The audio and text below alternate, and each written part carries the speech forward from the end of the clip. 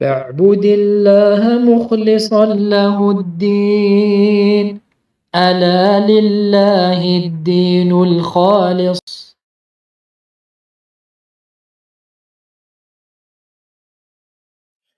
Donc l'âge du tamyiz, de la distinction, il dit le cheikh, en général c'est à 7 ans.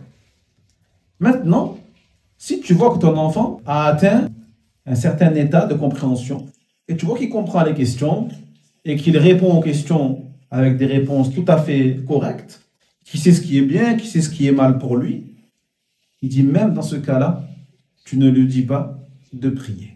Après, s'il vient, il se met à côté de toi, tu le laisses, mais tu ne leur donnes pas de prier, tant qu'il n'a pas atteint 7 ans. Parce que le texte, il est clair. Le hadith du prophète sallallahu alayhi wa sallam, il est clair.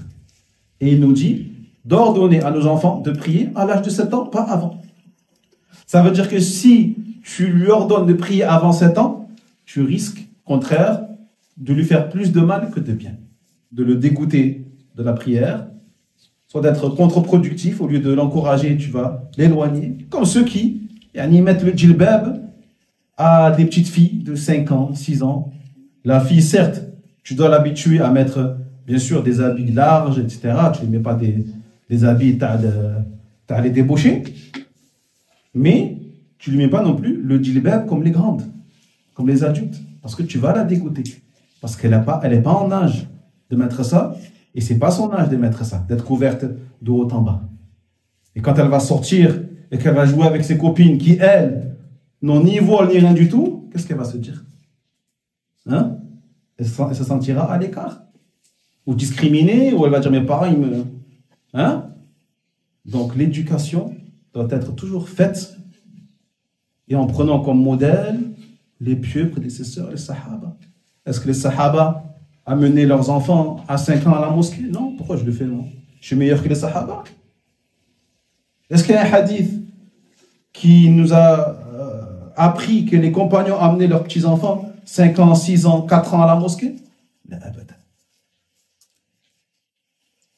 Les hadiths qui nous ont appris que le prophète sallallahu alayhi wa sallam était parfois avec Al-Hassan ou le Hussein ou autre. Les ulama disent ça c'était une fois dans sa vie. Une fois dans sa vie, pas plus. Un jour il est sorti de chez lui, l'enfant il s'est accroché à lui, il a dit viens avec moi. Mais si ce n'était pas accroché, il n'aurait pas pris. Parce que ce n'est pas leur endroit. Ce n'est pas leur place. C'est pas leur place. La mosquée est un endroit d'ibada, pas de jeu. Pas pour voir des enfants courir à droite à gauche. Dites, l'enfant, tu le mènes à la mosquée quand tu sais qu'il va bien se tenir. Et qu'il a l'âge du tamyiz. Parce que dans ce cas-là, sa prière sera valide, alhamdoulilah. Mais avant ça, sa prière n'est pas valide. Pourquoi tu l'amènes? Parce que si tu délaisses le texte des 7 ans, là, et que tu commences à dire, dès que tu vois qu'il comprend les questions, même s'il a 4 ans, tu te dis, vas-y, prie. Eh bien, ça va amener d'autres à délaisser le texte et qui vont laisser leur enfant jusqu'à l'âge de 10 ans à ne pas prier parce qu'ils voient qu'ils n'ont pas encore atteint une intelligence suffisante.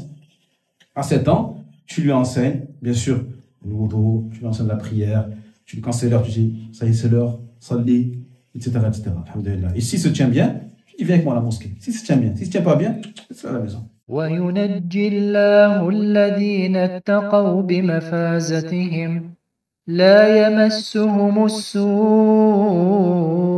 ولا هم يحزنون.